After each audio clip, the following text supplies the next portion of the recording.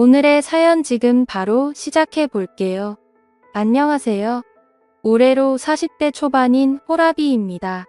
아내와는 사별했습니다. 젊은 나이에 저보다 먼저 떠난 아내가 참 원망스러울 때도 있었습니다. 결국 그 상황을 받아들이지 못한 저는 정신과 치료를 다녀야 했고, 결국엔 우울증으로 번져서 다니던 회사에서까지 잘리게 되었습니다. 아내가 세상을 떠나면서부터 제 인생이 송두리째 뒤집어졌지요. 한동안은 방황하면서 엄청 힘들게 지냈습니다. 직장을 그만두게 되면서 대출을 갚을 길이 막혀서 살고 있던 집을 팔게 되었습니다. 그나마 가지고 있던 부동산이었는데 팔아서 대출 갚고 세금 내고 하니까 제 손에 떨어지는 것도 얼마 없더라고요. 살던 집을 팔았는데 그 돈 가지고 비슷한 집은 꿈도 꿀 수 없을 정도였습니다. 그렇게 이리저리 발품 팔다가 빌라를 하나 구하게 되었습니다.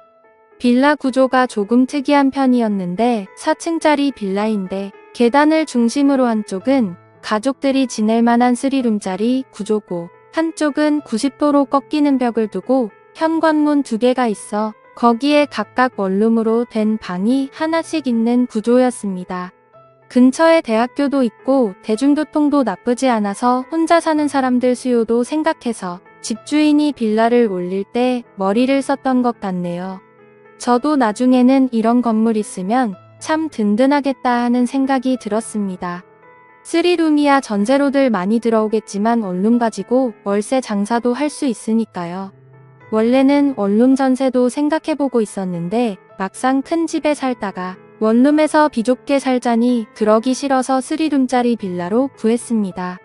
친구도 제가 지내던 아파트랑 비교해보면 낫다고 하더군요.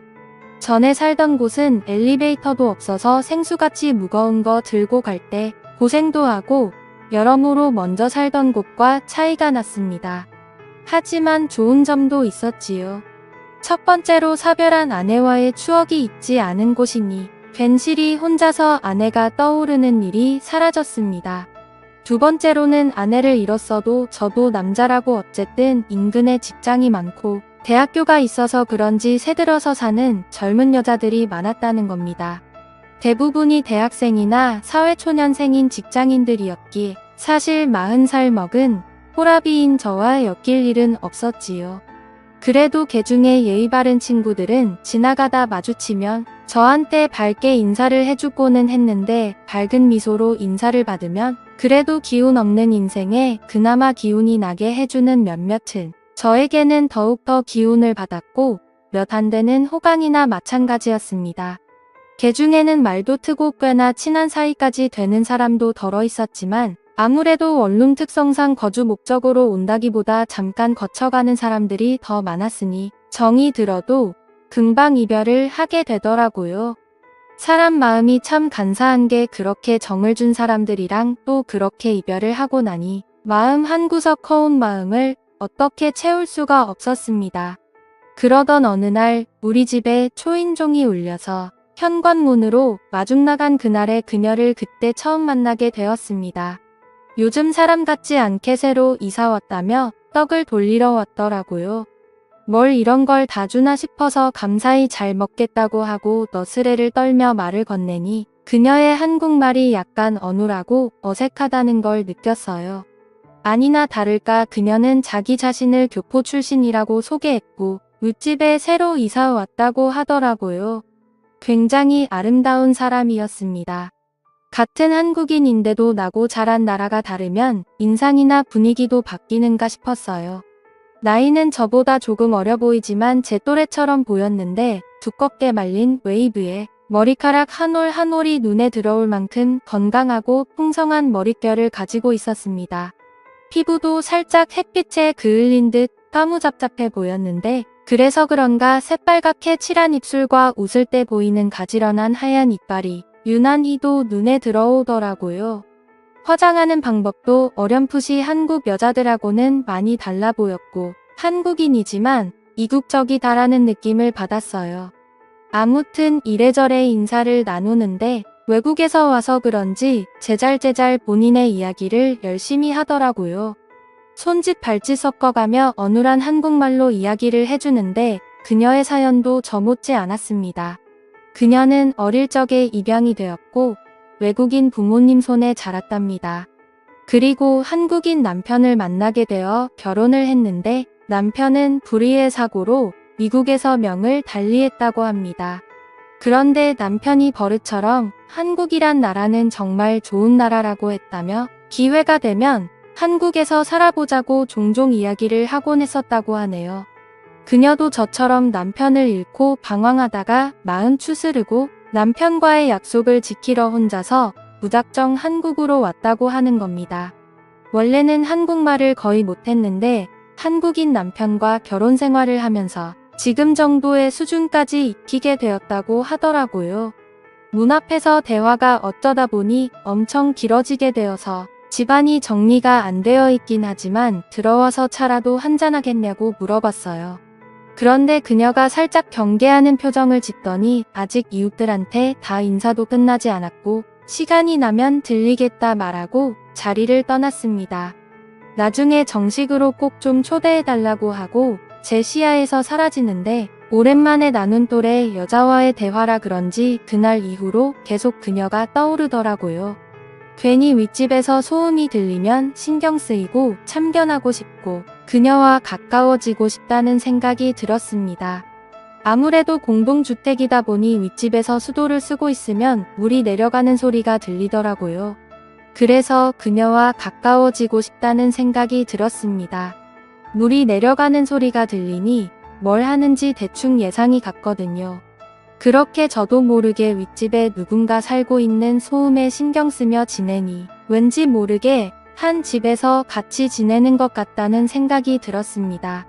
같은 빌라에 사는 원룸 사는 대학생들이나 직장인들 중 개중에 친화력이 좋은 친구들은 뒤로하고 보통은 나이 차가 나는 데다가 아저씨 혼자 살기 때문에 저를 좀 불편해하는 기색이 많았거든요. 그리고 1층과 2층에 사는 애딸린 신혼부부들은 저한테 신경 쓸 겨를도 없어 보였고요.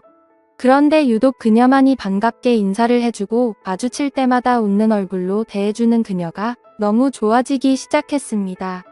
아무튼 그날도 위층에서 나는 그녀의 생활소음을 들으면서 집에서 휴식을 취하고 있는데 복도 끝에서 쩌렁쩌렁하게 집주인 아줌마의 목소리가 울리더군요. 그리고 이어서 그녀의 당황한 듯한 목소리가 들려왔습니다. 윗집에서 나는 발자국 소리에도 귀 기울이는 제가 그녀의 당황한 목소리를 그냥 지나칠 수는 없었지요. 그녀의 목소리가 들려왔습니다.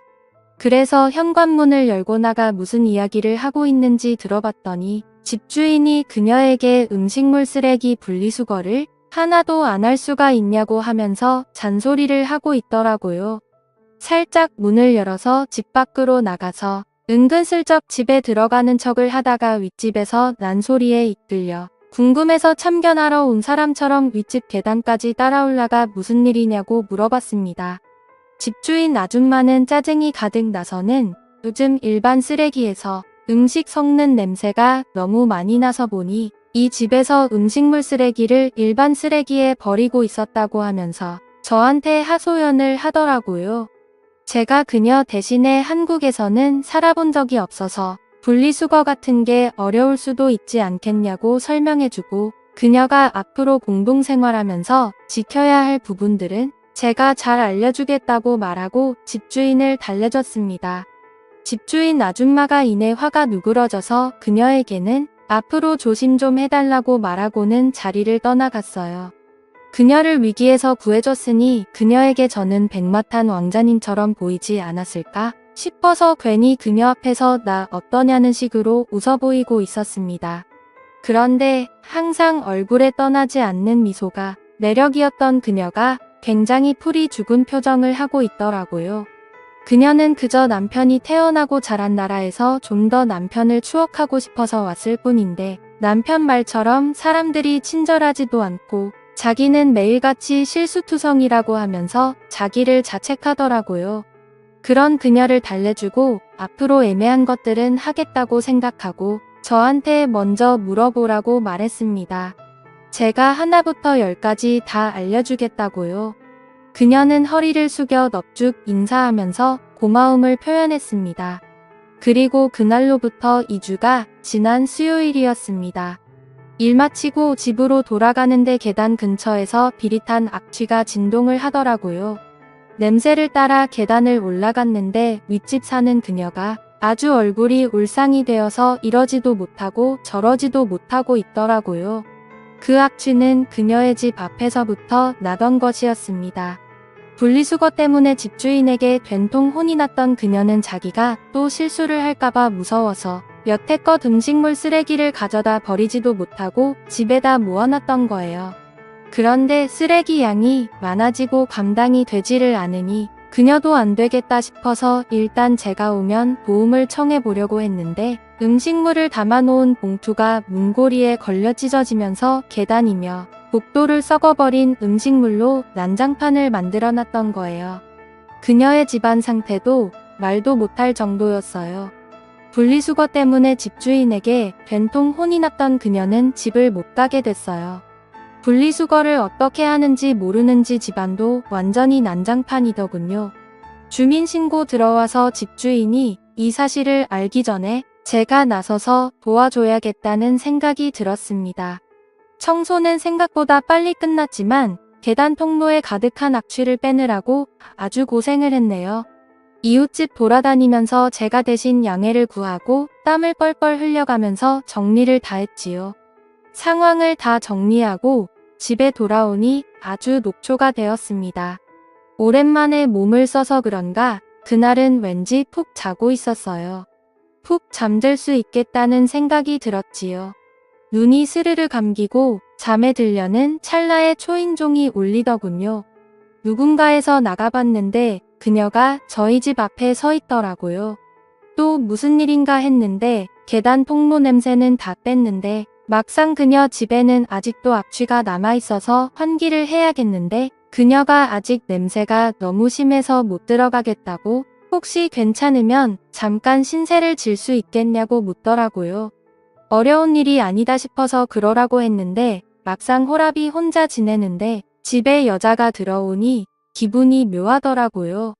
그녀도 저를 매번 집 밖에서만 마주하다가 저희 집 안에서 저를 마주하고 있으니 어색해하고 있었어요. 제가 평소에는 그렇지 않은데 그날따라 왜 그렇게 과감했는지 그녀에게 아무렇지 않다는 듯 그럼 오늘 제 집에서 자고 갈 거냐고 물어봤죠. 그녀는 그래도 되냐고 묻더니 잠시만 있어보라며 후다닥 위로 올라가서는 그녀가 잘 때 입는 잠옷을 입고 품에는 베개 하나를 끌어안고 들어오더라고요. 방은 3개였지만 침실은 없었죠. 그래서 침실은 하나기에 그녀에게 일단 침실을 내어주고 저는 소파에서 자기로 했습니다. 그런데 내 침대에서 외간 여자가 자고 있으니 몸은 피곤한데 자꾸 이상한 생각이 들어서 냉장고에 있는 술이나 좀 마시고 술기운을 빌어서 잠들어야겠다는 생각이 들었습니다. 잠시 후 그녀가 잠은 안 자고 밖으로 따라 나오더니 제가 술 마시고 있는 걸 보고는 자기도 같이 한 잔 해도 되겠냐며 제 옆으로 다가왔어요. 그렇게 서로 술을 한 잔, 2잔 마시다 보니 매일 저녁에 술을 마시고 식사 중에 반주한다고 냉장고에 가득 채워놓은 소주가 바닥을 보일 때까지 다 마셔버렸습니다. 그녀가 술에 알딸딸하게 취해서는 영어를 섞었으면서 혼자 자기 싫다며 저를 이끌고 방으로 들어왔고 그녀나 저나 술기운을 빌은 덕분이었겠지만 그렇게 하루를 보내게 되었습니다. 아침에 일어났는데 술기운에 머리는 지끈거렸고 청소 때문에 그런 건지 어젯밤 무리를 해서 그런 건지 허리가 다 뻐근했지요. 제가 일어났을 때 그녀는 아직도 잠들어 있는 상황이었는데 오랜만에 제 옆자리에 다른 사람이 누워있는 걸 보니 그동안의 외로움이 사라지는 것 같았습니다. 조용히 자리에서 일어나 저는 출근을 했어요. 회사에서도 전날 그녀와 있던 일이 꿈만 같았고 술기운과 섞여 있던 그녀와의 장면들을 하나하나씩 되새기기 시작했지요. 속으로 웃음이 다 나더라고요.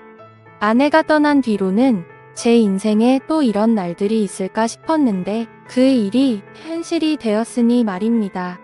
퇴근을 하고 돌아왔는데 그녀가 어제 입고 있던 잠옷차림 그대로 이제 왔냐고 저를 반겨줬습니다.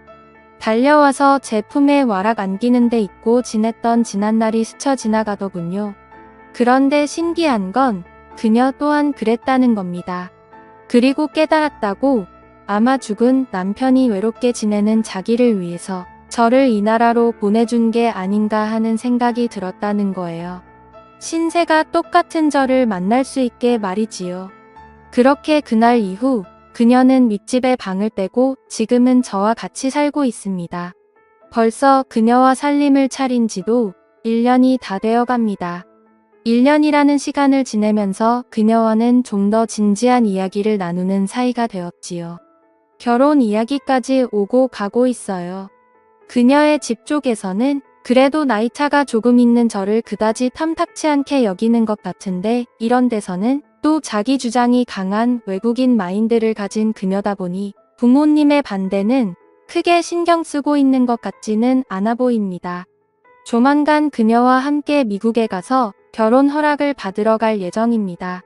좋은 결과가 있도록 사연 들어주신 여러분들에게 저를 응원해 주시면 좋겠습니다. 저도 아내를 잃은 아픔을 딛고 일어서 좋은 사람을 만나 새 살림을 차리게 되었으니 힘들었던 시간만큼 이제는 다시 행복해지고 싶네요. 오늘의 사연은 여기까지네요. 긴 사연 끝까지 들어주셔서 감사합니다.